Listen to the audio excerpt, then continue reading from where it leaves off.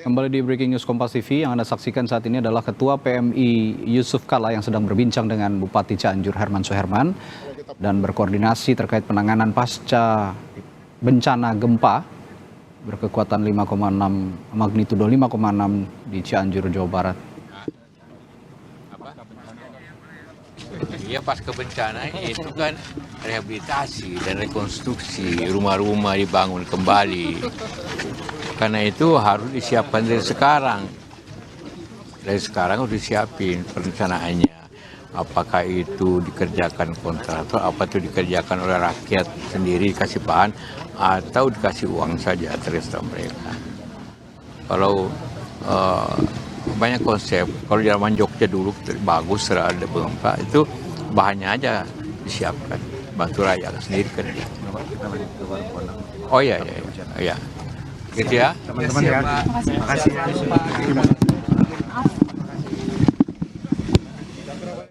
Selain Yusuf Kalla, Ketua Umum PMI dan Bupati Cianjur Herman Suherman, tadi juga tampak ada Kepala Badan Nasional Penanggulangan Bencana Letjen Suharyanto yang juga berdiskusi dengan Yusuf Kalla serta Bupati Cianjur, tentu saja untuk mengordinasikan penanganan korban dan juga material yang hancur pasca gempa di Cianjur. Yusuf Kalla tadi juga sempat menekankan nantinya PMI akan memberikan bantuan berupa bahan bangunan seperti yang juga pernah dilakukan PMI saat bencana erupsi Gunung Merapi terjadi beberapa tahun yang lalu. Saat itu bantuan opsinya bisa disampaikan dengan uang maupun dengan bahan bangunan. Namun Yusuf Kalla tadi menyarankan lebih baik untuk melihat kondisi di Cianjur, lebih baik disampaikan dengan dalam bentuk uang, sehingga penanganan atau rekonstruksi bangunan di Cianjur pasca gempa ini bisa dilakukan dengan cepat.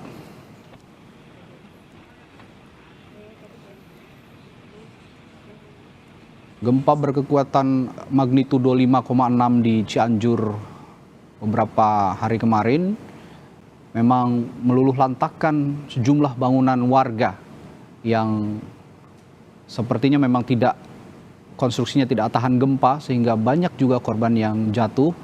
Saat ini tercatat ada 268 korban meninggal dan juga ribuan orang mengalami luka, serta masih ada 151 warga yang masih dalam pencarian.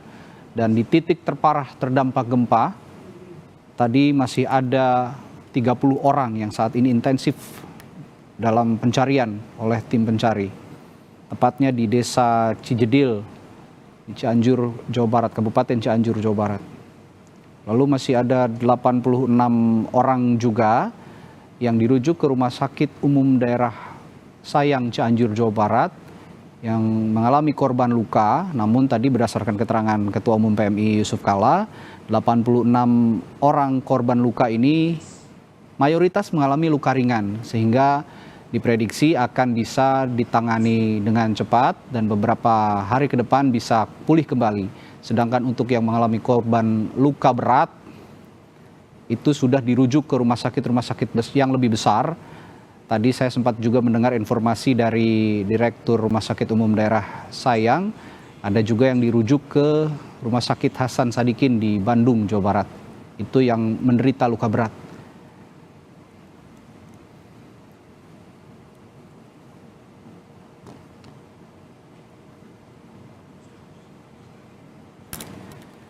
Dan saudara, untuk pencarian korban di titik terparah terdampak gempa Cianjur ini, di Cianjur, Jawa Barat ini, dibagi dalam beberapa tim. Informasinya ada 16 tim yang diterjunkan untuk mencari 151 orang hilang akibat gempa di Cianjur ini. Tim SAR gabungan saat ini membagi 16 tim itu menjadi 2 kelompok. Dan 12 kelompok ini difokuskan pencarian dan penyelamatan. Tim yang berjumlah 12 tim ini di beberapa kecamatan terdampak gempa, antara lain di Kecamatan Cianjur, Karangtengah, Warung Kondang, Gebrok, Cugenang, dan Cibeber. Tugasnya nanti tim ini melakukan pengecekan atau asesmen wilayah terdampak gempa pada sektor yang sudah ditentukan sesuai dengan wilayah dan kecamatan, serta memastikan di tiap-tiap lokasi ini sudah tidak ada lagi dibutuhkan upaya pencarian dan pertolongan. Sementara ini, tanggap darurat bencana ini ditetapkan oleh BNPB selama 1 pekan ke depan.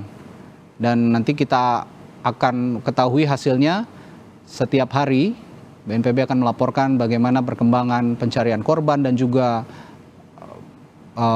proses pembersihan dari puing-puing bangunan yang hancur akibat gempa kemarin.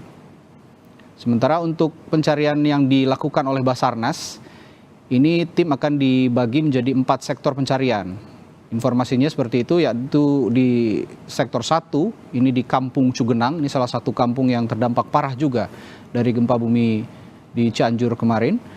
Tepatnya di RT 2, sektor 2, lalu di Kampung Rawacina Desa Nagrak, serta sektor 3 Kampung Salakawung Desa Sarampat, dan juga sektor 4 ini di Warung Sate Sinta. Tadi juga sempat disinggung oleh Pak Muhadjir Effendi sebagai Menko PMK yang mendapat laporan dari BNPB.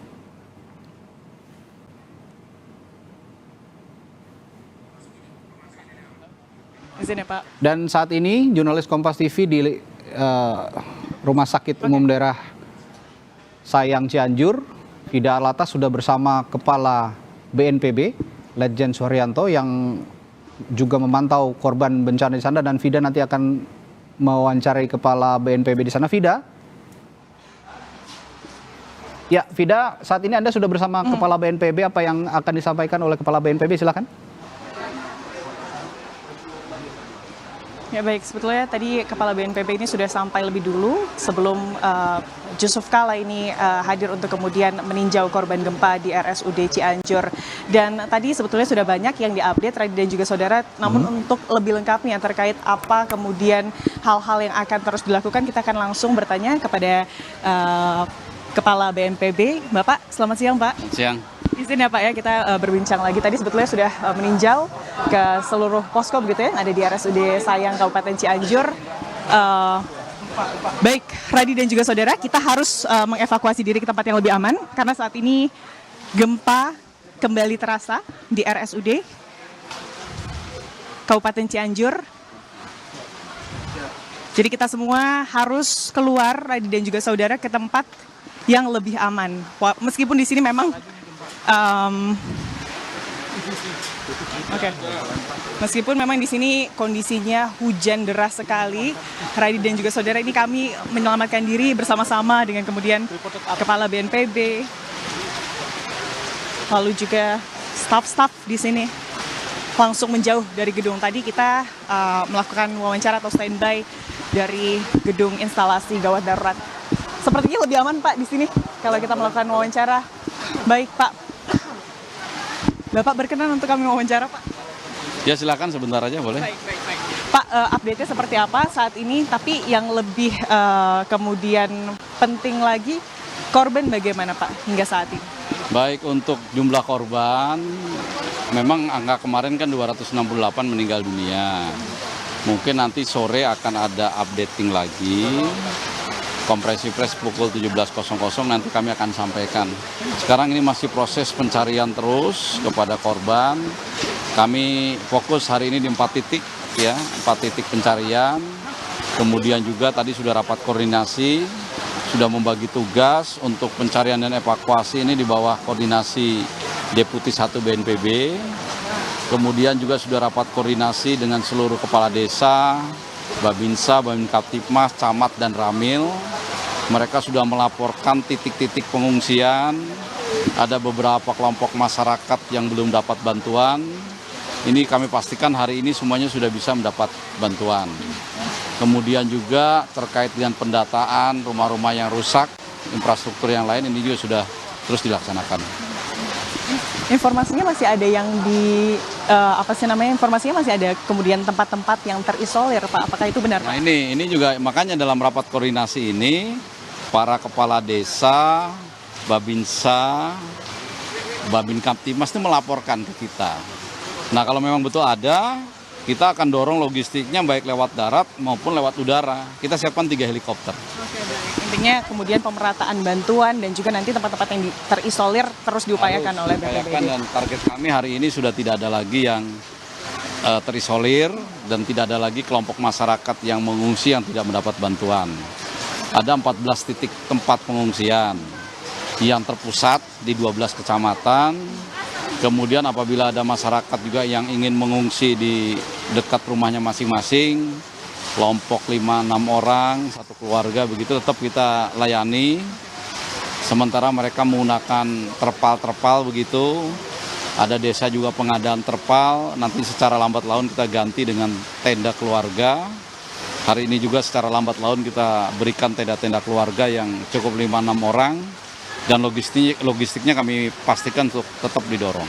Pak, informasinya tadi gempa yang kemudian melanda di sekitar ini 3,9 skala Richter. Antisipasinya akan seperti apa nih, Pak? Ya memang itu ya, dari sejak gempa pertama 5,6 sudah 150-an kali lebih gempa susulannya. Dan tapi ternyata walaupun sekarang ada gempa juga kuantitasnya sudah semakin kecil. Jadi tetap masyarakat dimanapun di daerah gempa tidak ada yang hanya satu kali gempa. Pasti ada gempa-gempa susulan, tetapi berdasarkan pengalaman dan ilmu pengetahuan memang gempanya semakin menurun kekuatannya. Akan seperti itu trennya, pasti menurun begitu ya Pak ya? Ya, untuk lebih jelas memang bertanya kepada BMKG, para pakar, tetapi berdasarkan pengalaman beberapa kali gempa yang memang frekuensinya Pak, ini di hari pertama gempa, alhamdulillah cuacanya mendukung, tidak hujan, cerah begitu Pak, tapi sekarang sudah mulai hujan deras begitu Pak. Informasinya dari tim evakuasi seperti apa nanti antisipasinya akan dilakukan? Ini makanya karena memang Kabupaten Cianjur ini dari ramalan BMKG memang akan banyak turun hujan begitu, sehingga evakuasinya harus cepat, tenda-tenda pengungsi juga harus dibuat semakin bagus, dan kami juga sudah mulai mendata masyarakat di tempat-tempat pengungsian yang barangkali punya keluarga, orang tua, kakak, adik yang punya tempat tinggal yang tidak terkena gempa. Mereka bisa ditampung sementara di rumah keluarga saudaranya daripada tinggal di tenda. Itu nanti kami juga akan membantu dana tunggu hunian namanya. Tunggu hunian sambil menunggu rumah aslinya nanti dibangun oleh pemerintah. Tadi prediksinya akan turun hujan, diguyur hujan terus Cianjur Pak, antisipasi untuk kesehatan warga terutama pengungsi yang kita lihat banyak di luar ruangan begitu ya Pak ya. Seperti apa utamanya mungkin terkait air bersih Pak? Nah, air bersih ini PDAM juga ditingkatkan, tangki-tangki air dari luar daerah didatangkan. Kami BNPB juga mendorong beberapa tangki air masuk. PMI juga membantu 15 tangki air sekarang, termasuk TNI Polri. Mudah-mudahan kebutuhan air bersih ini bisa terpenuhi. Tadi Bapak JK ini juga menyebut bahwa paling tidak 6 bulan kita harus bersiap ya Pak ya untuk terkait kemudian bisa normal kembali paling tidak 6 bulan. Seperti apa Pak persiapan? Ya memang kalau kita lihat pengalaman yang tercepat pasca erupsi Gunung Semeru ya kurang lebih mulai tanggap darurat sampai dengan selesai pembangunan rumah-rumah masyarakat itu ya paling tidak 6 bulan itu memang angka yang cepat begitu. Yang penting pendataannya cepat, lahan untuk relokasi juga segera tersedia, tidak terlalu lama ditanggap darurat, bisa segera mulai membangun rumah. Nah rumah itu kalau dibangun secara serentak oleh PUPR, oleh TNI Polri, oleh pihak ketiga yang biasa membangun rumah tahan gempa, dan masyarakat juga ikut membantu bergotong royong biasanya cepat. Harus sama-sama kita semua gitu. Sama semuanya. Pak, tapi terkait tadi kemudian bantuan yang diperlukan untuk nanti pembangunan kembali rumah-rumah warga, informasikan ada 2 pilihan. Kalau untuk di Kabupaten Cianjur sendiri utamanya seperti apa? Masih dalam rapat koordinasi. Tadi dengan Pak Bupati sih, Pak Bupati akan berkoordinasi juga dengan unsur TNI.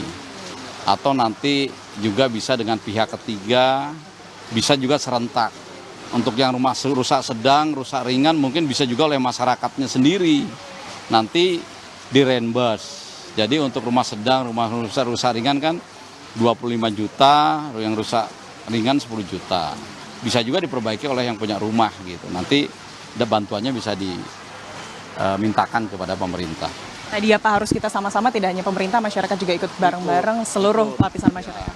Khususnya rumah yang dibangun oleh masyarakat sendiri yang in situ itu artinya rusak di titik itu dan dibangun di situ juga. Tidak perlu relokasi, itu bisa dibantu dari mana-mana. Jadi masyarakat memang yang disiapkan oleh pemerintah 50 juta, tapi mungkin saudaranya punya rezeki lebih, bantuin keramik, bantuin semen, akhirnya rumah tuh tambah bagus, silakan aja.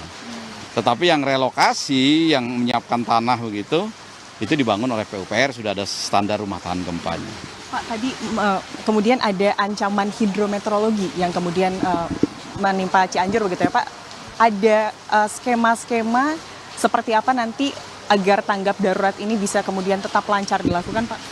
Hidrometeorologi basah ini ya musim hujan dan tanah longsor. Ya sekarang sedang berlangsung, ya mitigasinya itu. Ya untuk yang saat tanggap darurat ini, jangan sampai yang pengungsi-pengungsi ini justru sudah kena bencana gempa, tiba-tiba kena banjir lagi gitu. Sehingga pemilihan tempat-tempat ini dipastikan yang tidak terkena banjir, tempat-tempat pengungsian. Kemudian yang berdiri di depan rumah, itu pun kita akan cek betul. Kalau mereka kira-kira memasang tendanya yang rawan terhadap kalau hujan deras, banjir, ya kita himbau mereka untuk pindah. Jadi tadi artinya meskipun masyarakat dapat membangun posko mereka sendiri, tapi tetap dalam pantauan BPBD ya Pak ya?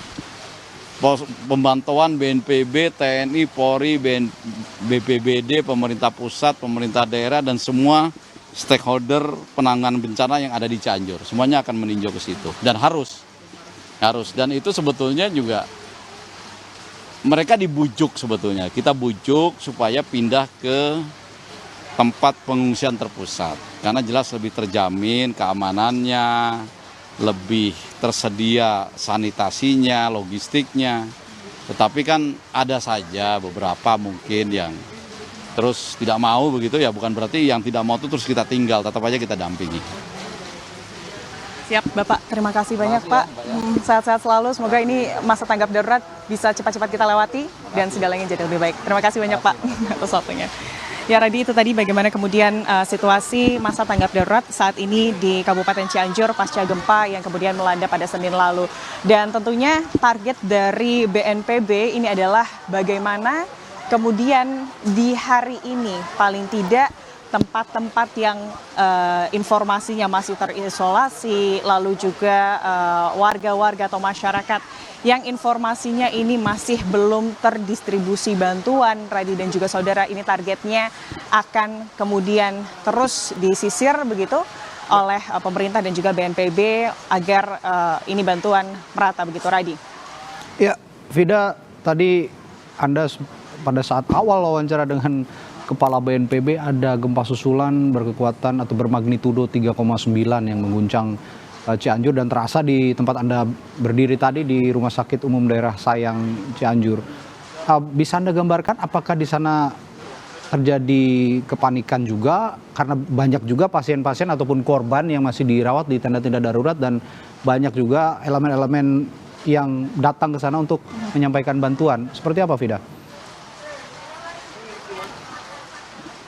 Betul, Radi. Tadi saat kemudian gempa terjadi, kami lihat seluruh kemudian orang-orang yang ada di sekitar rumah sakit atau utamanya di gedung begitu, Radi. Ini langsung menyelamatkan diri, mengevakuasi, menjauhi gedung bangunan dari RSUD. Dan tentunya dari pasien-pasien ini juga kami melihat di sebelah kami ini ada poli darurat di mana ada banyak dokter-dokter yang tengah menangani pasien-pasien. Namun memang ini bukan pasien korban gempa, Radi, dan semuanya berhamburan keluar begitu, Radi, karena khawatir juga. Ya, ada kekhawatiran tersendiri pastinya. Sudah barang tentu mereka masih cukup trauma dengan gempa yang lebih besar kemarin terjadi di Cianjur. Lalu untuk antisipasi, ya saat ini gempa terus terjadi, gempa susulan. Tercatat hingga pukul 7 pagi tadi saja berdasarkan catatan Badan Meteorologi, Klimatologi, dan Geofisika ada 161 kali gempa susulan. Mungkin bertambah lagi sejak jam 7 pagi tadi.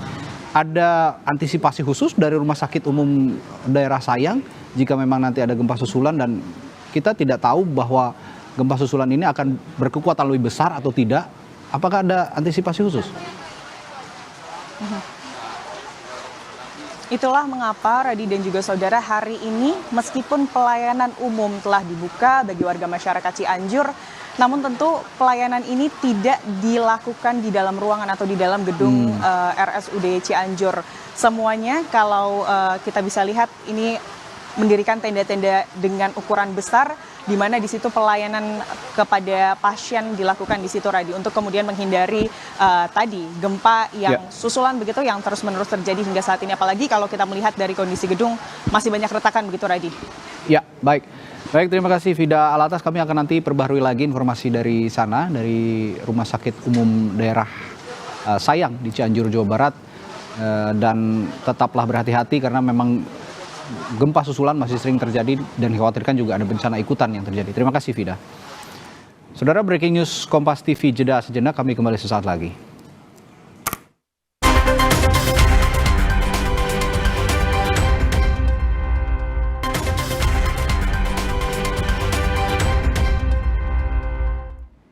Kembali di Breaking News Kompas TV, saudara, pencarian dan juga penyelamatan korban pasca gempa Cianjur terus dilakukan. Alat berat juga mulai diturunkan untuk membantu menemukan korban yang masih tertimbun reruntuhan bangunan. Korban gempa yang selamat berharap keajaiban untuk bisa menemukan anggota keluarga yang dikasihi dalam keadaan selamat. 2 hari pasca gempa meluluh lantahkan Cianjur, tim penyelamat berkejaran dengan waktu untuk mencari dan menyelamatkan korban yang masih hilang serta terjebak dalam reruntuhan bangunan. Penantian keselamatan anggota keluarga yang tertimbun juga dilakukan Sandi. Sandi masih ingat betul detik-detik ketika anak dan istrinya kembali ke dalam rumah untuk mematikan keran air. Padahal mereka sudah menyelamatkan diri saat gempa mengguncang kawasan Cugenang, Cianjur, Jawa Barat. Upaya mencari korban dilakukan dengan menurunkan alat berat. Walau rumahnya sudah luluh lantak, Sandi tetap memegang teguh harapannya agar anak istrinya bisa segera ditemukan dalam keadaan apapun. Kebetulan kan awalnya lagi di luar, cuman karena mungkin dia ingat keran air atau sandinya belum dimatiin, dia pulang. Nggak lama setelah kejadian itu, saya dapat informasi kalau misalnya istri saya lagi di rumah. Sekarang udah ketemu? Harapan saya masih tetap mudah-mudahan ada mukjizat lah, ada keajaiban walaupun lihat kondisinya kayak gini gitu. Tapi kalaupun udah nggak ada gitu, ya minimal bisa ketemu lah. Tak hanya Sandi, duka mendalam juga dirasakan oleh Dedi, warga kampung Salaerih, Desa Benjot, Kecamatan Cugenang. Walau berhasil selamat dari gempa, Dedi harus merelakan Dede Sumiati, salah satu anggota keluarganya, meninggal karena tertimbun reruntuhan. Padahal Dede tengah mengandung anak pertamanya dengan usia kandungan 9 bulan. Dede tengah sholat ketika gempa terjadi dan tidak sempat menyelamatkan diri. Setelah pencarian selama 1 hari, tim SAR berhasil menemukan Dede. Namun sayang, nyawa Dede dan bayinya tidak bisa diselamatkan. Ya mau sholat ya? Iya. Terus kejadiannya kan langsung sekaligus, jadi nggak bisa lari. Nggak bisa lari. Ini di rumah siapa, Bu Dede? Rumah mertuanya. Katanya kondisi hamil? Iya, 9 bulan mau melahirkan. Hamil 9 bulan mau melahirkan. Tiba-tiba tertimbun. Hingga Rabu, 151 korban masih dinyatakan hilang dan pencarian terus dilakukan. Pemerintah juga akan mengganti rumah yang rusak berat akibat gempa. Bagi masyarakat yang rumahnya rusak berat ya, itu nanti akan diganti oleh pemerintah. Jadi selesai tanggap darurat selesai, masuk tahap rehabilitasi rekonstruksi, baru membangun rumah-rumah masyarakat yang rusak berat.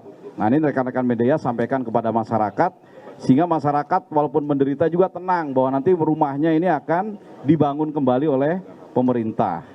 Sementara sarana-sarana yang lain seperti pendidikan, masjid, madrasah yang rusak itu juga akan dibangun kembali oleh kementerian terkait. Kepala BNPB menjamin identifikasi akan dilakukan sampai seluruh korban meninggal teridentifikasi. Hingga saat itu tiba, para korban selamat berupaya menjaga asa untuk menemukan anggota keluarga yang dikasihi tetap menyala. Tim Liputan, Kompas TV. Menteri Koordinator Bidang Pembangunan Manusia dan juga Kebudayaan Muhadjir Effendi pada wawancaranya dengan Kompas TV saat Breaking News tadi menyebut bahwa pencarian korban hilang yang diduga tertimbun reruntuhan tidak mengalami kesulitan. Namun kontur tanah yang tidak stabil membuat tim SAR harus melakukan pencarian tanpa alat berat. Yang butuh seperti yang terlihat di dalam gambar, ini kan di daerah lintas jalan nasional yang di situ kebetulan ada warung dan diduga di situ juga ada kendaraan yang tertimbun. Nah itu jadi itu sangat dalam itu tempatnya dan sehingga perlu waktu, hati-hati karena kalau langsung menggunakan alat berat kita khawatirkan korbannya juga kena gitu ya. Dan kemudian juga di wilayah yang pusat kerusakan dari yang itu karena ini epicentrumnya kan vertikal, jadi gerakan energi yang di bawah 11 km itu langsung tidak serong tapi langsung vertikal menurut versi dari Bu Kepala BNPB. Dan itu adalah di daerah Cugenang dan Cijedil, dan kerusakannya sangat tinggi, banyak yang teruruk di situ. Nah itu juga perlu penanganan yang khusus serius. Karena itu hari ini berdasarkan laporan dari Kepala BNPB dipusatkan di 4 tempat, yaitu di Cugenang, kemudian di Rawacina, Desa Nagra, kemudian di Salakawung, Desa Sarampat, kemudian yang terakhir di Warung Sate Sinta yang tadi dilihat di gambar itu warung Sate Sinta tadi. Itu dan sekarang mudah-mudahan dari pihak Basarnas bisa mengoptimalkan kerjanya hari ini sehingga tidak ada lagi yang tersisa. Menteri Koordinator Bidang Pembangunan Manusia dan juga Kebudayaan Muhadjir Effendi pada wawancaranya dengan Kompas TV saat Breaking News tadi juga menyebut bahwa 2 desa terputus dan juga bantuan pangan serta kebutuhan lain disalurkan melalui jalur udara. Banyak juga yang belum tersalurkan karena akses yang putus begitu Pak. Nah ada laporan seperti itu ke Bapak dan penanggulangannya seperti apa sejauh ini Pak? Dari laporan Kepala BNPB masih ada 2 desa yang terputus dan hari ini sudah diatasi dengan cara mengirim perbekalannya melalui helikopter. Oke, sudah ada helikopter yang beroperasi. Helikopter yang disiapkan, ada dari BNPB 1 dan dari Basarnas 1, sehingga mudah-mudahan hari ini bisa semuanya bisa terselesaikan dalam masalah supply bahan pangan maupun untuk kebutuhan sehari-hari. Artinya hanya 2 desa itu yang jadi konsentrasi penyampaian bantuan melalui helikopter ya Pak? Sepanjang yang kita tahu 2 desa ini yang memang terisolir, dan untuk yang lain masih bisa dicapai termasuk darat ya? Dan juga sebagian kita himbau untuk turun saja, jangan nunggu di sana, terutama yang perlu perawatan serius misalnya yang hamil tua itu upayakan nanti dibawa ke bawah untuk bisa mendapatkan pelayanan yang baik, walaupun di puskesmas di daerah-daerah bencana ini juga sudah tidak berfungsi, karena itu harus diambil bawa keluar, atau kalau yang memang sudah tidak mungkin ditunda lagi melahirkannya, itu dibuka semacam tempat BKIA darurat. Kemarin saya sudah minta kepada tenaga staf dari Kemensos untuk khusus di Cugenang itu ada 1 tenda yang dikhususkan untuk ibu-ibu yang sedang hamil tua yang kemungkinan akan melahirkan pada saat dia berada di pusat penampungan itu. Iya baik. 2 desa tadi Pak sudah ada datanya Bapak di desa mana saja? Apakah benar di Cugenang dan Cijedil tadi? Kalau data yang saya belum dapat laporan untuk berapa jumlah yang bisa diangkat, korban yang bisa diangkat. Tetapi saya kira kita akan terus bergerak ini untuk bisa mengambil korban yang terkubur. Syukur-syukur masih ada yang bisa diketemukan dalam keadaan hidup.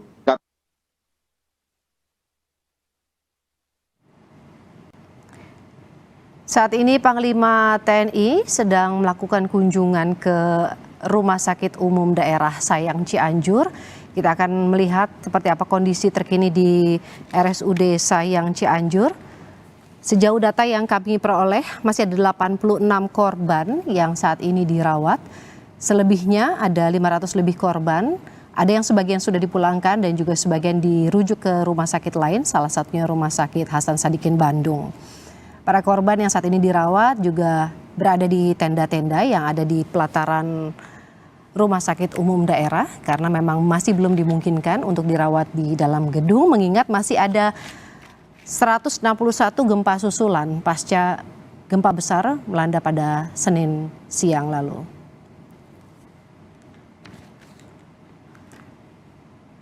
Sebelumnya juga Presiden Joko Widodo kemarin juga sudah sempat datang untuk melihat langsung korban gempa yang berada di Rumah Sakit Umum Daerah Sayang Cianjur. Hari ini juga Ketua PMI Yusuf Kala juga sudah meninjau dan juga melihat langsung bagaimana kondisi para korban gempa yang masih dirawat di RSUD Sayang beserta juga Kepala BNPB untuk melihat seperti apa penanganan dari para korban di sana. Ada lebih dari 260 korban jiwa meninggal dunia akibat gempa dan saat ini masih ada proses pencarian lebih dari 100 orang data secara keseluruhan. Namun untuk di wilayah Cugenang masih ada sekitar 30 warga yang diduga masih tertimbun. Cugenang ini menjadi salah satu wilayah yang kemungkinan besar banyak korban jiwa di sana.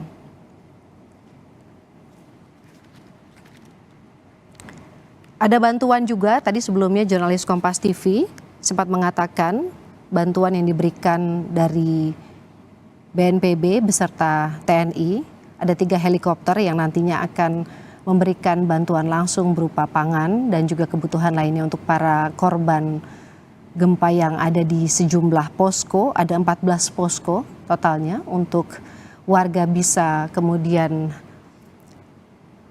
berlindung karena rumah dari warga ini masih sebagian besar juga masih dikatakan rusak berat begitu. Dari data kami itu ada sekitar 6.570 rumah yang mengalami rusak berat, artinya sudah tidak dapat digunakan akibat gempa yang terjadi pada Senin siang. Kemudian juga 12.641 rumah rusak ringan. Ini dikatakan warga juga saat ini masih kesulitan beberapa yang khususnya di wilayah Cugenang karena memang ini adalah lokasi di mana terdapat lebih banyak korban jiwa seperti itu yang juga masih dalam proses pencarian. Ada 268 korban meninggal dunia, 122 diantaranya sudah berhasil diidentifikasi. Lebih dari 1.000 warga luka-luka, sementara 151 hilang dan masih dalam proses pencarian. Ada lebih dari 58.000 warga saat ini mengungsi dan tadi ada 14.000 yang terdata dari BNPB. Sementara dari laporan jurnalis Kompas TV, beberapa diantaranya mengatakan warga juga membuat tenda-tenda pengungsian secara swadaya. Beberapa hal yang kemudian dirasakan masih butuh bantuan adalah makanan cepat saji, kemudian juga sanitasi yang baik untuk warga, dan juga air minum karena beberapa diantaranya sudah tidak listrik, tidak bisa mengalir, kemudian juga warga kesulitan untuk mendapatkan air bersih. Visual yang Anda saksikan saat ini adalah kunjungan dari Ketua PMI Yusuf Kala yang dilakukan pagi tadi untuk melihat bagaimana kondisi warga yang ada di pengungsian atau maksudnya masih menjalani perawatan di Rumah Sakit Umum Daerah Sayang Cianjur.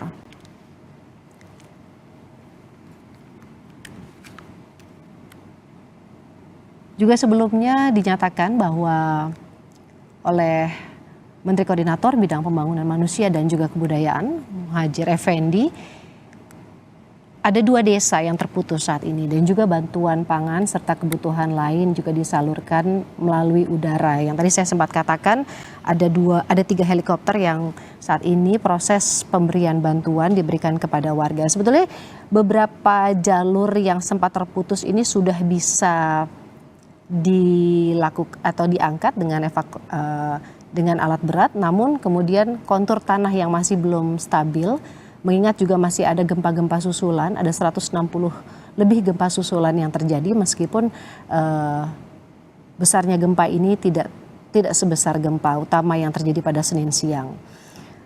Ada lebih dari 6.570 rumah rusak berat, kemudian juga 12.641 rumah rusak ringan, dan data yang ada 2.071 rumah rusak sedang. Kita masih akan memantau bagaimana kondisi saat ini di Rumah Sakit Umum Daerah Sayang Cianjur. Mengingat saat ini Panglima TNI juga sedang melakukan kunjungan atau melihat bagaimana kondisi warga yang menjadi korban gempa. Masih ada sekitar 81 korban yang dirawat di tenda-tenda darurat di pekarangan dari Rumah Sakit Umum Daerah Sayang Cianjur.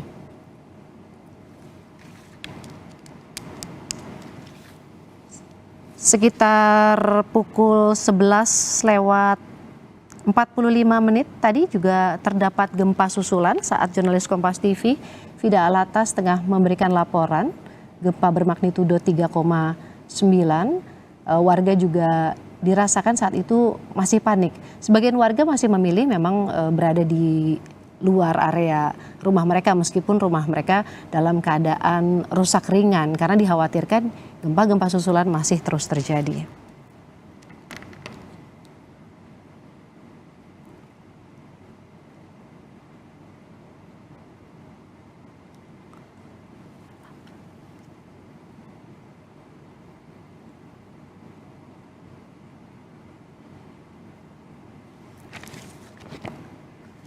Kita coba akan menghubungi jurnalis Kompas TV, Fida Alatas yang saat ini ada di RSUD Sayang Cianjur untuk melihat seperti apa atau menceritakan apa yang saat ini sedang dilakukan, diskusi apa yang kemudian juga dilakukan oleh Panglima TNI beserta dengan Kepala BNPB. Karena dari informasi yang kami peroleh juga ada 14 posko yang juga masih menanti untuk pemberian bantuan dari 3 helikopter yang kemudian akan memberikan bantuan berupa bantuan pangan, kemudian medis, dan sebagainya. Kalau dilihat dari kondisi di RSUD sendiri, 2 hari terakhir memang masih jauh lebih baik dibandingkan hari pertama karena juga ada penambahan tenaga medis, serta kemudian warga yang dinyatakan sakitnya jauh lebih sulit penanganannya, direkomendasikan ke rumah sakit lain di Bandung dan juga Sukabumi. Fida akan memberikan laporan terkini di RSUD Sayang Cianjur. Fida. Fida. Ya, Cynthia. Di sini dengan Woro Fida, seperti apa penanganan korban dan juga saat ini Panglima TNI juga tengah melakukan kunjungan ke korban gempa. Apa yang sedang dilakukan saat ini? Betul sekali Woro, ini sekitar 5 menit yang lalu Panglima TNI Andika Perkasa ini sudah hadir ke RSUD Cianjur, dan kami media ini tidak bisa terlalu dekat. Sebetulnya Panglima TNI kelihatannya ini memang sudah berada di tengah-tengah kita, namun memang ada titik atau batasan khusus bagi media, jarak radius kurang lebih 10 meter untuk tidak terlebih dahulu mendekat. Tapi kita masih terus memantau, kemudian sepertinya ini Panglima TNI akan mendekat. Woro dan juga saudara, kita akan melihat bersama-sama Panglima TNI Andika Perkasa didampingi oleh Bupati Kabupaten Cianjur, lalu juga Kepala BNPB Suharyanto. Pak,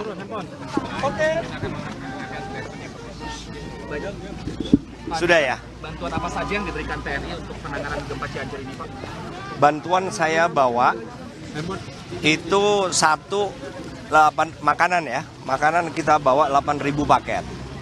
8.000 paket itu dari 5.000 itu yang untuk keluarga, 5.000 paket dalam kontainer. Kalau keluarganya 5 orang, bayangan saya minimal paling cepat tuh mungkin 4 hari lah baru habis. Itu 5.000 paket. Kemudian yang 3.000 itu makanan prajurit. Makanan prajurit yang ukurannya kecil tetapi nutrisinya lebih dari kebutuhan manusia normal. Kebutuhan kita kan makan sehari 2.150 kilokalori, ini 2.400-an kilokalori. Nah, nanti biar dikelola sama Danrem, kemudian berbagi dengan semua relawan yang khususnya yang harus menuju, termasuk media yang menuju daerah-daerah yang sulit, bawa satu. Nanti kita bisa bagi di sini juga bisa bagi untuk ngerasain. Sehingga satu hari dia aman. Itu kita bak 3.000. Kemudian juga ada beras 5 ton, kita bahas sekalian. Kemudian Indomie 200 dus. Kemudian air mineral 400 dus. Ada titipan juga tadi dari Ibu Erlangga Hartarto, 500 liter minyak goreng, kemudian kornet, sarden, dan sebagainya. Pak, ini personil akan disiagakan sampai kapan? Personil kan dibayar oleh Kepala BNPB. Siap. Jadi dari awal waktu itu kita di mana? Semeru. Itu kan kita sudah sepakat satu pintu. Kepala BNPB adalah lead sektor, kami hanya membantu. Jadi selama Kepala BNPB membutuhkan, kami terus. Sekarang ini TNI, Laut, Darat, Udara total sekitar 2.300-an. Bapak, terkait dengan proses pencarian evakuasi dari korban yang belum ditemukan, bagaimana Bapak? Iya, makanya saya datang ini juga barusan saya tanya pertama rumah sakit dulu. Rumah sakit ini kurang nggak? Kewalahan tidak? Sebab saya punya 2 rumah sakit yang di Cilodong sudah standby.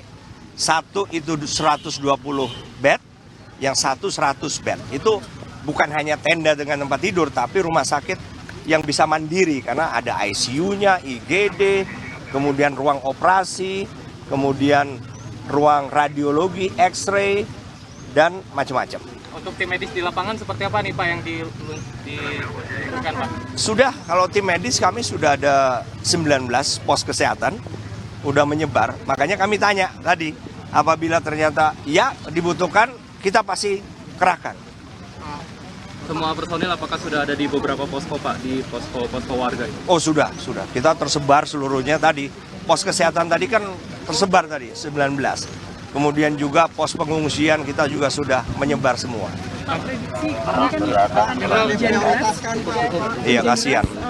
Personil TNI seperti apa Pak antisipasinya untuk dalam proses evakuasi? Iya, ya kita antisipasi adalah mungkin longsor susulan ya, kira-kira. Jadi intinya saya kesini untuk sekaligus mengevaluasi apakah kekuatan TNI sudah cukup atau belum. Baik. Nah, itu. Alat berat 10 orang yang hilang, apakah ada personil tambahan dari pihak TNI Pak untuk mempercepat apalagi? Nah ini makanya saya ketemu dengan Kepala BNPB dalam rangka untuk menginventarisir lah. Begitu nanti dari hasil kunjungan ini kurang, kita bisa tambah, sangat bisa. Alat berat seperti apa Pak?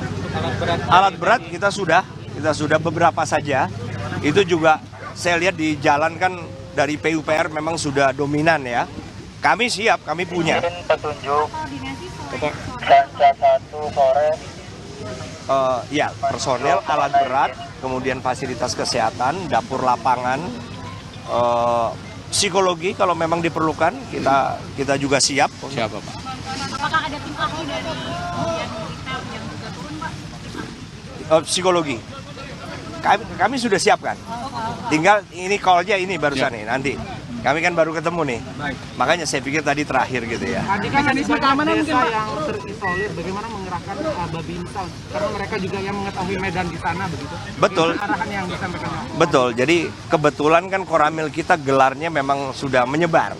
Dari situlah Danrem ini bisa mengetahui bukan hanya di Cugenang sini kan, tetapi juga di titik-titik lain di utara, selatan, barat, timurnya. Jadi sejauh ini kita merasa kita sudah cukup sehingga maksudnya dari Danrem ya, sehingga pasukan tambahan belum ada.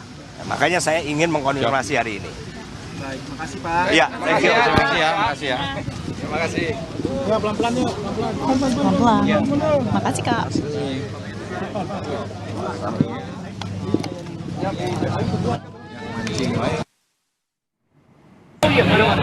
Vida, tadi saya sempat mendengarkan bahwa ada 8.000 paket yang kemudian nanti akan diberikan kepada warga yang membutuhkan di RSUD Sayang Cianjur. Selain itu seperti apa mekanisme pemberian bantuan ini, Vida?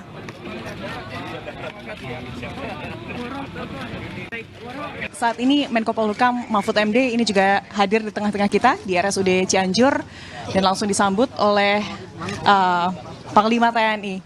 Kita bisa lihat, Woro, kehadiran dari Menko Polhukam Mahfud MD. Iya.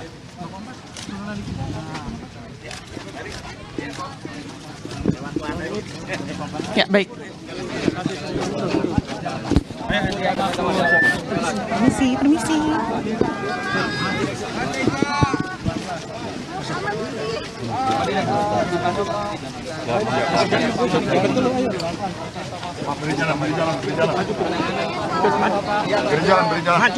Kita saksikan semua secara terbuka. Kita sekarang mengutamakan dulu pencarian dan penemuan korban-korban. Karena kan tercatat sekitar 150 atau 151 gitu kan yang masih hilang. Ini nanti kita cari terus, kemudian identifikasi terhadap semua yang sudah ditemukan, dan nanti tentu ada langkah-langkah lanjutnya, rehabilitasi fisik, rehabilitasi sosial juga, berbagai sektor nanti akan mengerjakan. Nah, tahap-tahap awal ini tentu BNPB, TNI, Polri, Pemda dan seterusnya ini sudah bekerja menurut saya, dan kita semua menyaksikan ini sudah sungguh-sungguh dan cukup efektif dan produktif hasilnya. Gitu aja, kita akan terus ini. Jangan terlalu banyak tanya, kita mau ngelihat. Jalan-jalan.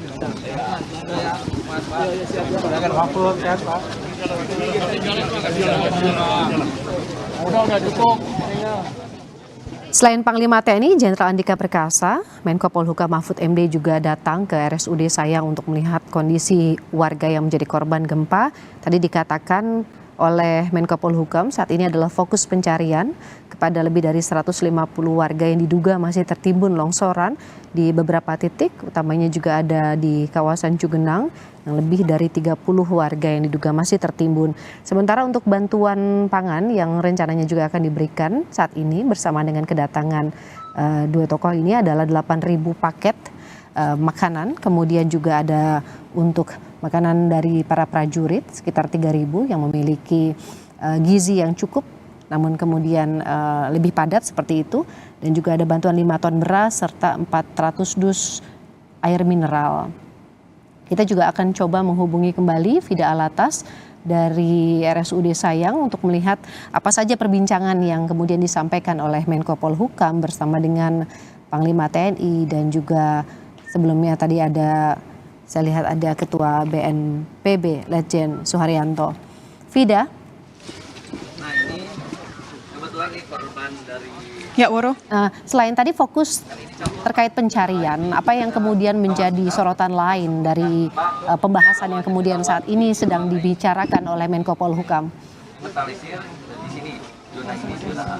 Nah, ini bercampur dengan... Tentunya selain fokus pencarian yang menjadi prioritas bagi tidak hanya kemudian TNI tapi seluruh stakeholders begitu yang saat ini tengah menangani masa darurat bencana di Cianjur, ini adalah kemudian bagaimana kemudian pemerataan pendistribusian.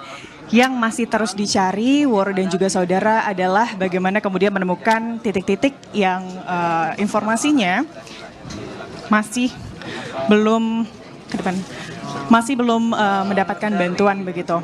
Dan targetnya dari BNPB hari ini tidak ada lagi kemudian daerah-daerah yang masih terisolasi ataupun kemudian daerah-daerah yang masih belum mendapatkan akses bantuan begitu, Woro. Dan saat ini Woro dan juga saudara, yang tengah dilakukan ini adalah percakapan dari pihak RSUD Kabupaten Cianjur bersama dengan Menko Polhukam. Ini menerangkan bagaimana kemudian skema yang diberlakukan di RSUD dalam kemudian melakukan penanganan dari para korban. Ada 86 korban saat ini masih dirawat di RSUD. Apakah keseluruhannya masih ada di tenda darurat ini juga, Vida? Sekitar lebih dari 100 orang, Pak. Terus zona C kumpulan dari pasien atau korban bencana. Pertanyaan Anda? Terus yang zona E ini kebanyakan yang pasien rawat inap yang sebelumnya, Pak. Gitu. Jadi yang meninggal ini coba sampai saat ini ada sekitar 115. Oh, ada itu ya? Yang meninggal, yang dominan ini pasien anak, Pak. Pasien anak. Yang sekarang yang masuk ini ada 64. Yang 64 anak, sisanya 50 dewasa. Yang belum teridentifikasi 1. 64 anak, sisanya 50 dewasa. Woro dan juga saudara yang saat ini masih ditangani di RSUD Cianjur. Kami mencoba mendengarkan apa saja kemudian hal-hal yang dilaporkan dari pihak RSUD kepada Menko Polhukam dari jarak kami begitu, Woro. Kita akan dengarkan bersama-sama.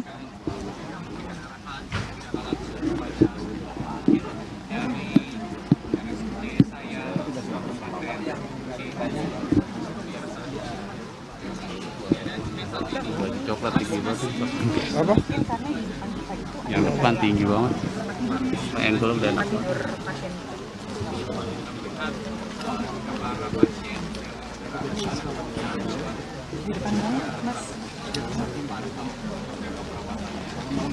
gambarnya oke, coba.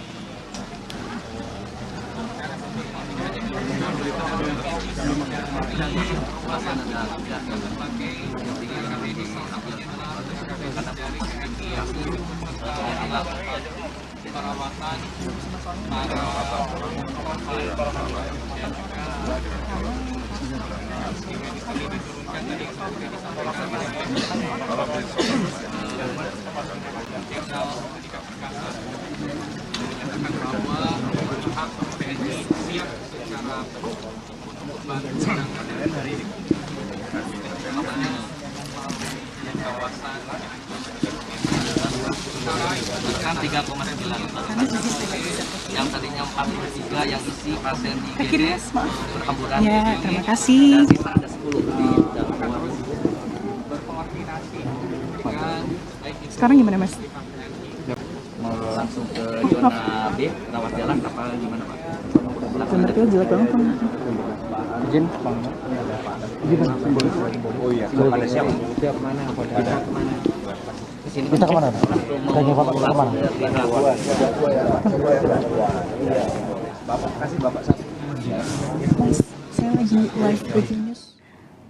Ada diskusi yang kemudian dilakukan oleh Menko Polhukam bersama pihak RSUD dan juga Panglima TNI Jenderal Andika Perkasa terkait dengan penanganan para korban yang saat ini dirawat di RSUD Sayang Cianjur. Tadi dari laporan Vida ada 86 korban yang saat ini masih dilakukan perawatan dengan luka-luka bagian kepala dan juga tangan. 64 diantaranya merupakan 69 diantaranya merupakan anak-anak. Sebelumnya ada lebih dari 500 pasien yang sempat dirawat di RSUD Sayang, namun kemudian karena ada fasilitas yang tidak memadai di RSUD, pasien-pasien ini sebagian diantaranya itu juga dirujuk ke rumah sakit di kawasan Sukabumi dan di Bandung RSHS. Tadi Panglima TNI Jenderal Andika Perkasa sempat mengatakan ada bantuan yang diberikan melalui posko di RSUD Sayang, ada 8.000 paket bantuan, kemudian ada 5 ton beras dan juga air mineral sebanyak 400 dus. Karena ya dibutuhkan warga juga saat ini selain masalah sanitasi, ada juga masalah air bersih. Warga sangat membutuhkan ini karena warga masih kesulitan mendapatkan air bersih di saat rumah-rumah mereka atau aliran air juga tidak ada seperti itu. Masih ada 151 warga yang diduga tertimbun longsor di beberapa titik, utamanya yang terbanyak diduga ada di kawasan Cugenang. 30 warga diduga juga masih tertimbun, proses evakuasi juga masih terus dilakukan. Alat berat sebetulnya bisa diturunkan untuk membuka jalan, namun untuk proses pencarian para korban ini memang menggunakan alat seadanya oleh warga, mengingat kontur tanah ini yang masih labil dan juga gempa susulan yang masih terus terjadi. Data dari yang kami peroleh ada 161 gempa susulan masih terjadi. Yang terakhir saat jurnalis Kompas TV kami tadi Fida Alatas memberikan laporan di pukul 11.45 ada gempa susulan juga masih terasa dengan magnitudo 3,9. Warga juga masih diimbau untuk berada di tempat-tempat yang aman, artinya jauh dari bangunan, mengingat kondisi bangunan juga tentunya saat ini bangunan rumah warga juga masih belum bisa dikatakan layak untuk kemudian ditinggali kembali.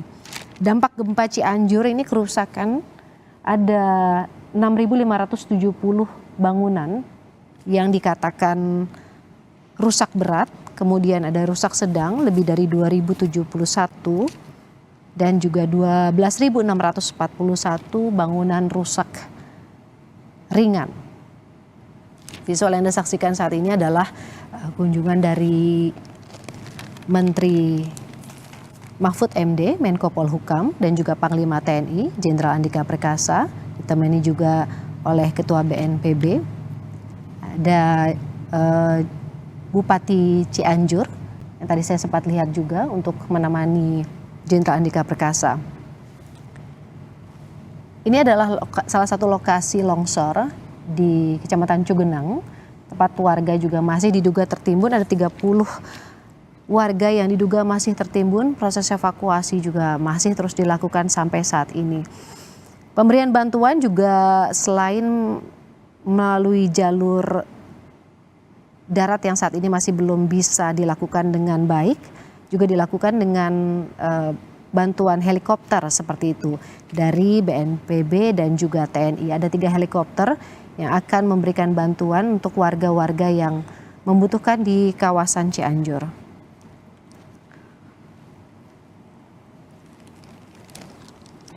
Menko Polhukam Mahfud MD menekankan saat ini yang paling diutamakan adalah proses pencarian para korban. Di bantuan dari pihak TNI juga diturunkan tadi tambahan personel untuk kemudian melakukan upaya penyelamatan warga yang diduga masih tertimbun.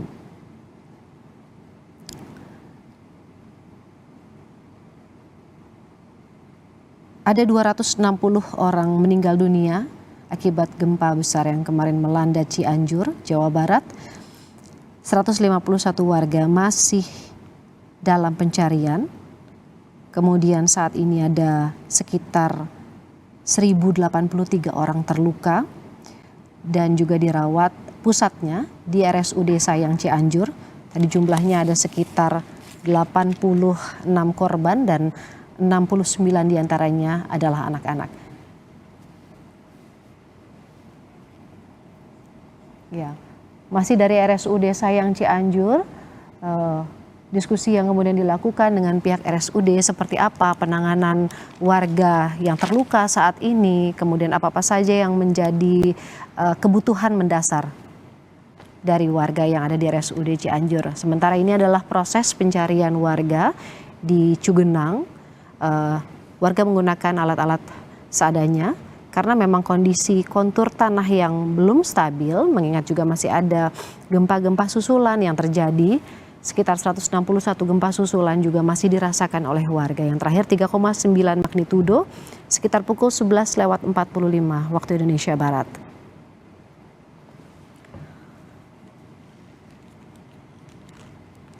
Pagi tadi juga Ketua PMI Yusuf Kala juga sempat datang melihat langsung kondisi di RSUD Sayang dan juga bantuan lain juga sempat disampaikan oleh Mensos Tri Risma hari ini, dan juga kemarin Presiden Jokowi juga sempat sudah melihat langsung seperti apa kondisi, salah satunya di ada 3 titik yang kemudian dikunjungi oleh Presiden Jokowi, yang terakhir juga di RSUD Sayang.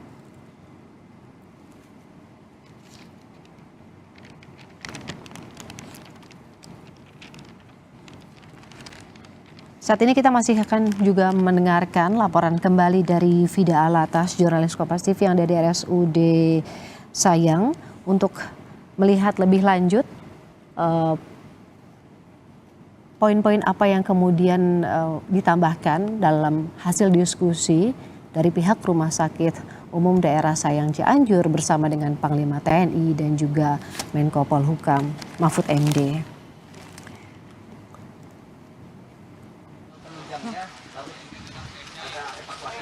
Kita geser ke kiri, Bang. Untuk lewat jalan ini berjalan dengan baik. Sini tapi Bang, atau lewat kita dulu.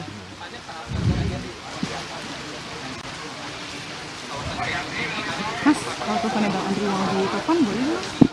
Ya, ini semuanya Coba aku ini belum ada telepon, coba kertas di grup ya. Jadi semua terjadi pada saat kejadian semuanya Ini dari penjelasan yang tadi sempat disampaikan oleh Vida Alatas juga dengan Menko Polhukam. Ini terkait dengan penanganan saat ini yang sudah cukup terkendali. Kalau berkaca dari hari pertama dan juga hari kedua, saat ini sudah jauh lebih baik karena warga sudah juga tertangani. Kalau Anda sempat melihat di hari pertama gempa terjadi, ini warga ada di pelataran rumah sakit, sementara saat ini semua sudah berada di tenda-tenda yang disediakan. Memang warga dirawat di tenda-tenda ini karena mengingat kondisi gedung yang masih dikhawatirkan juga ada gempa susulan dan juga tidak tahu seperti apa keamanan dari gedung itu sendiri. Ada 500 lebih pasien yang kemudian juga dirujuk ke rumah sakit lain mengingat fasilitas yang jauh lebih baik dan juga tingkat sakit yang kemudian belum bisa ditangani di RSUD Sayang.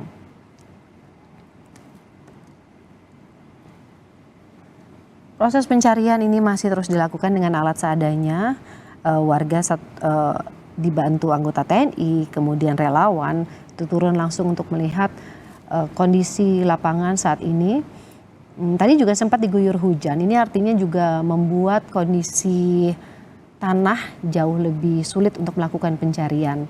Tapi kita juga masih akan melihat seperti apa kondisi langsung saat ini di proses pencarian maupun di titik-titik lainnya, termasuk di posko pengungsian dan juga di RSUD Sayang. Ini nampaknya juga berpindah lokasi dari satu tenda ke tenda lain untuk melihat pasien-pasien lain karena ada beberapa tenda besar yang dipasang atau dibuka untuk pasien yang saat ini dirawat.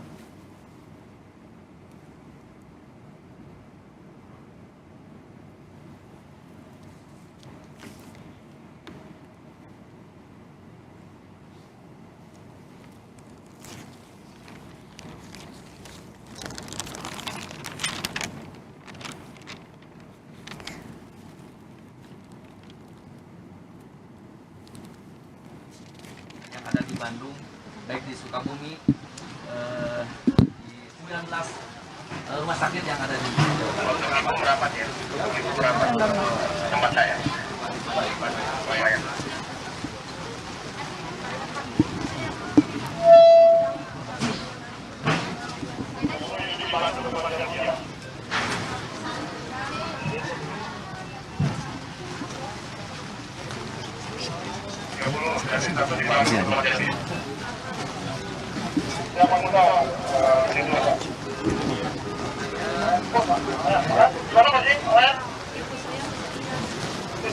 Setelah ini terus ini aja selesai. Selesai di sini. Ya di sini sudah kita mau. Ibu berarti di satu lokasi. Menko Polhukam berbincang dengan salah satu korban. Kami belum bisa mendengarkan dengan jelas apa saja keluhan yang disampaikan oleh warga atau pasien akibat gempa ini kepada Menko Polhukam. Tapi yang pasti tadi juga disoroti soal penanganannya seperti apa, kecukupan dari tenaga medis dan juga obat-obatan yang dirasakan perlu untuk menangani pasien yang masih dirawat di RSUD Sayang. RSUD Sayang ini menjadi RSUD rujukan pertama pada korban gempa. Meski begitu juga masih ada pasien-pasien lain yang dirawat, tapi jumlahnya masih jauh lebih sedikit dibandingkan dengan pasien akibat gempa ini sendiri. Ada 86 pasien yang saat ini juga masih dirawat, 69 diantaranya merupakan anak-anak. Mengapa anak-anak dan juga lansia yang banyak menjadi korban? Karena memang mobilitas mereka sangat terbatas ketika gempa terjadi, sehingga dari kesaksian-kesaksian warga saat itu juga banyak yang sedang ada di luar rumah untuk mereka yang masih dianggap muda seperti itu. Sementara warga lansia dan juga anak-anak cenderung sudah berada di rumah karena sudah siang hari, sudah waktunya pulang sekolah, dan juga sebagian lainnya adalah lansia. Upaya-upaya pencarian korban yang diduga masih tertimbun longsor juga terus dilakukan. Menko Muhadjir Effendi juga sempat menyatakan bahwa sebetulnya proses pencarian bisa dilakukan dengan alat berat, namun karena kondisi tanah yang labil itu yang masih menyulitkan warga atau petugas tim SAR untuk melakukan proses pencarian. Ini ada bantuan yang kami lihat diberikan kepada warga, makanan berupa mie instan. Sepertinya juga tadi juga sempat dikatakan oleh Panglima TNI ada bantuan 8.000 paket bantuan sembako seperti itu, ada 5 ton beras dan juga 400 dus air mineral.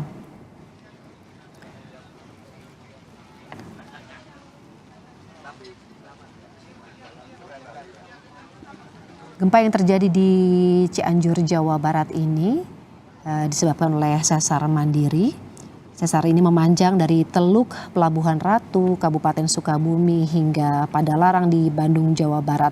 Dan wilayah Cugenang, saudara, ada di dalam jalur patahan ini. Itu mengapa kawasan Cugenang ini menjadi kawasan yang paling banyak jatuh korban jiwa seperti itu. Kalau dari laporan rekan-rekan kami yang ada di lapangan, saat ini masih ada 30 warga yang diduga tertimbun. Proses pencarian ini juga masih dilakukan sampai saat ini. Sesar Cimandiri yang kemudian menyebabkan goncangan atau gempa bumi yang terjadi pada Senin kemarin ini terbilang sangat aktif karena geliatnya diduga memicu sejumlah gempa yang merusak di zona Sukabumi hingga Cianjur. Gempa juga sempat terjadi 40 tahun terakhir. Sebelumnya di tahun 1982 gempa juga sempat mengguncang. Kemudian sebelumnya lagi di tahun 1968 juga terjadi gempa. Artinya sebetulnya kawasan ini juga sudah menjadi kawasan yang seharusnya bisa diantisipasi ketika menjadi jalur sesar mandiri, sehingga bisa diantisipasi jika terjadi gempa besar yang akan berulang di kemudian hari. Gempa magnitudo 5,6 pada Senin siang ikut memicu longsor sehingga menimbun rumah-rumah warga yang ada di bawahnya dan juga membuat 22.196 rumah warga runtuh, ada yang rusak ringan, sedang hingga berat. Longsor juga menimbun sebagian kawasan Cugenang. Sampai Selasa sore guncangan itu menewaskan 268 orang. 151 orang sampai saat ini masih belum ditemukan. Warga juga masih cemas untuk kembali ke rumah mereka masing-masing. Jadi sifatnya hanya berjaga di kawasan di dekat rumah mereka selain di posko-posko yang sudah disiapkan oleh pemerintah dan juga pihak yang terkait. Ada lagi yang mau diserahin depan mana aja? Udah siap sih. Udah siap bomnya sana lagi. Istri Panglima TNI saat ini sedang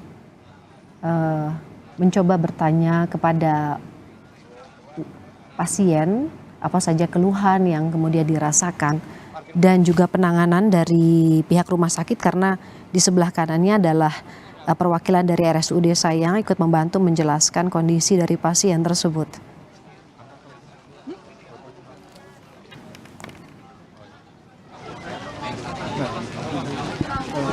Vida.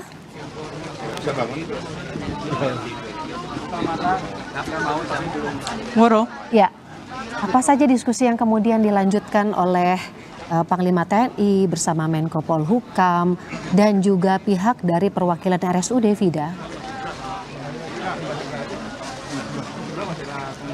Kalau saat ini War dan juga saudara, Ibu Panglima tengah meninjau kemudian melihat kondisi pasien baru lagi, Wara dan juga saudara, dan lagi-lagi pasien baru ini adalah anak-anak karena memang sesuai dengan apa yang kemudian diberikan informasi dari pihak RSUD bahwa memang saat gempa yang melanda kemarin Senin begitu, mayoritas korban ini adalah anak-anak yang ditangani di RSUD Cianjur. 60% anak-anak, 40%-nya lagi orang dewasa dan juga lansia. Karena memang tadi juga dibahas oleh pihak pemerintah kabupaten setempat bahwa memang gempa ini terjadi di siang hari, tepatnya sekitar pukul 12 hingga pukul 1 siang hari pada hari Senin kemarin, di mana itu adalah jam-jam kemudian masih banyak anak-anak yang baru pulang sekolah, kemudian ibu-ibu rumah tangga juga yang masih berada di rumah. Dan tentunya itulah mengapa alasan dari banyaknya kemudian korban gempa yang terjadi pada Senin lalu ini adalah anak-anak. Selain itu, tidak hanya korban luka, korban meninggal dunia ini juga mayoritas adalah anak-anak karena memang keterbatasan gerak begitu ya, Wara dan juga saudara. Jika kita bandingkan anak-anak dengan orang dewasa, ini tentunya sangat berbeda. Langkah kaki mereka masih sangat kecil begitu dibandingkan orang dewasa, pergerakan mereka juga terbatas. Maka dari itu memang yang lebih banyak terlihat kalau di RSUD Cianjur selain lansia dan juga orang dewasa, mayoritas kami lihat ini adalah anak-anak. Luka-lukanya ini adalah luka-luka yang kemudian lebam begitu, memar, dan juga luka-luka seperti patah tulang begitu, Waro.